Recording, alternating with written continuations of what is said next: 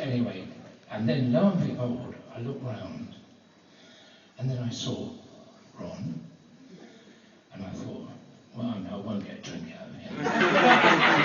Forget about that. He happened to be here. And then I looked, and there was a room full of Millers. And it was incredible. That's the second time in a year I've been in a room full of Millers. And then I saw some Cleavers. And then I saw my beautiful grandchildren, my lovely sons, my wonderful daughter-in-laws. And I thought, this isn't for real.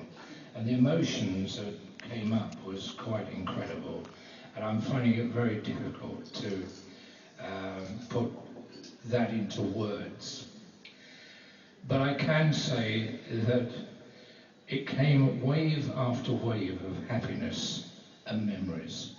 And I'm going to prolong my little few words. I said a few words, but I've got to say, and if I leave anybody out, don't be offended, but going around the room, all these memories, my cousin Jean, who I've known, and my cousin John, who obviously I've known for all of my life, or most of my life.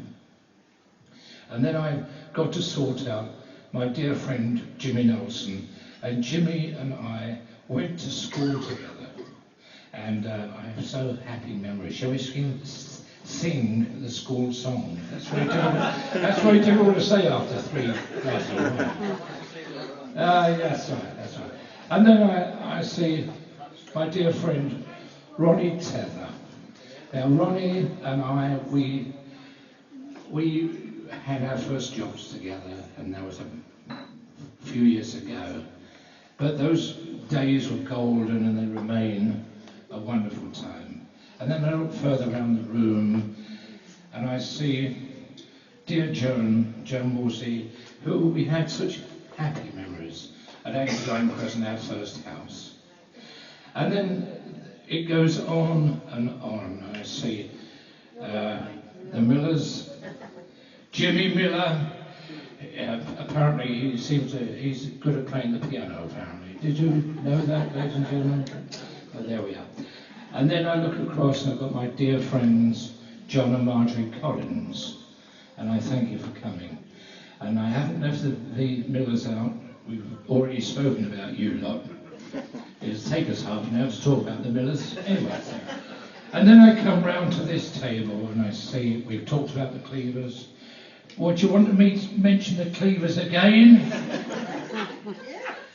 And there are two guys here who turned up, and they've actually come from Belgium.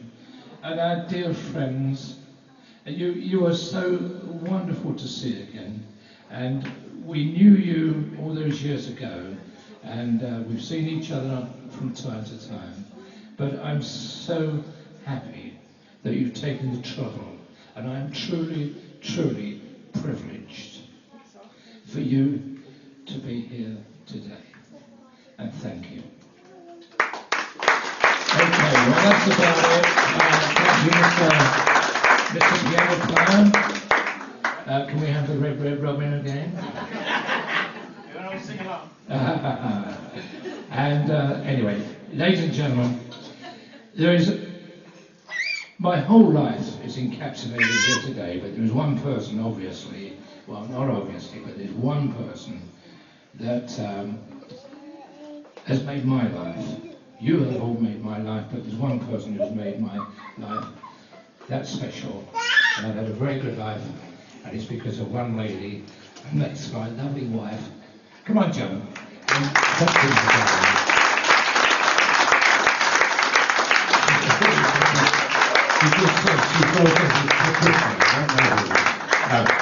How about a round of applause for my beautiful wife and good friend, my lovely Joan.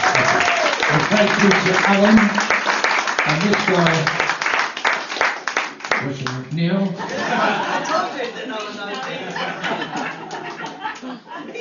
This guy, I tell you, Alfred Hitchcock, that's difficult to say for Alfred Hitchcock has nothing on this man, nothing at all. No, absolutely, absolutely. And as regards this guy, well, he runs a newspaper or something. Yeah, that's right. And very, very quickly about the newspaper, I found that thin dividing line between the father being in control of his son and vice versa. And that happened with the newspaper, where I used to write a few articles for him. And one day he said to me, yeah, can we do this article from a different angle? And you've written that. And I said, no, well, I think it should be this way. And he said, Dad, you're absolutely right, but we'll do it this way. Thank you, Alan. And thank you, everybody.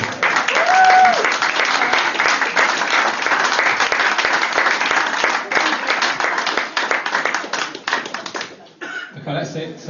Let's say thanks to everyone for coming today. Just let you know that, well, just two quick things. If you'd like to see the ground, I know there's Millwall fans in here and stuff like that. I don't like going out there because you might wreck the place. But we can actually, if you let me know, we can actually go out to the director's box and look at the pitch if you want to go out.